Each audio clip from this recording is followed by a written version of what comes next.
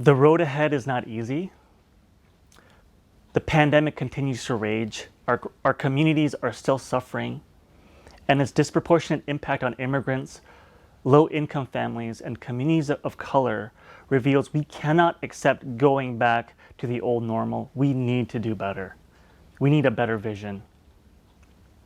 In 2021, we are looking at citywide elections, including a new mayor, and potentially more open city council seats than at any other time in New York City's history, with many Korean American and Asian American candidates who have already declared they are running.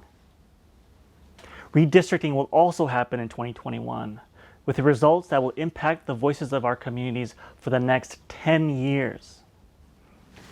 The vision and the future of Minkwon's civic participation work is clear. We will continue to fight for the visibility and build political power for some of the most marginalized immigrant communities here in Queens and New York City.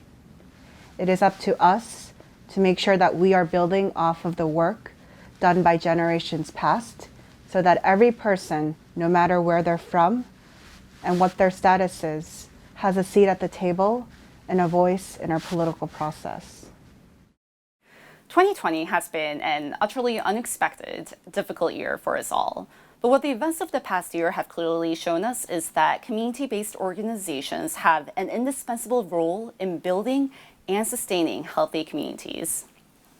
Over this past year alone, Minkwon has provided free housing and immigration legal services, assistance with public benefits and health insurance enrollment, and tax preparation services to over 1,600 community members. The financial value of the cash benefits that we provide regularly number over 1.5 million. In addition to our normal services, Minkwon moved rapidly to respond to the urgent community needs engendered by the pandemic. During the height of New York City's shutdown, Minkwon's incredible staff was working every day to provide assistance with unemployment insurance applications, rent relief applications, and cash assistance. We look forward to 2021 with hope, but no matter what challenges lie ahead, we will continue doing what we've always been doing since our founding, which is providing critically needed services, fostering civic engagement, and advocating for our community. Thank you for your continued support, and we hope you'll join us in the future. The path ahead is more optimistic for immigrant communities than it was a few weeks ago. And our work will shift from fighting to protect what we have, to fighting to expand and codify rights and more access for immigrants, until we have comprehensive immigration reform that has a path for citizenship for all. But let's be clear on why our work can shift from defense to offense. It is only because immigrants and communities of color and many others tirelessly organized in states across the country, not just in New York or in Pennsylvania, but states like Arizona, Nevada, and Georgia, that achieved what others thought was impossible.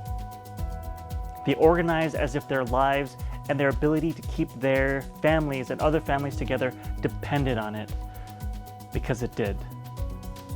It's true that the only thing required for evil to triumph is for good people to do nothing. The point is, none of us are on the sidelines, even if we think we are. Protecting our basic human rights and liberties requires vigilance, requires action, community action. As we have reached the end of our gala, again, on behalf of the Minkwon Center for Community Action, thank you for joining us tonight and continuing to support our impact. We look forward to building the right vision that works for all of us, and even getting into a little good trouble along the way with you. Thank you, and good night.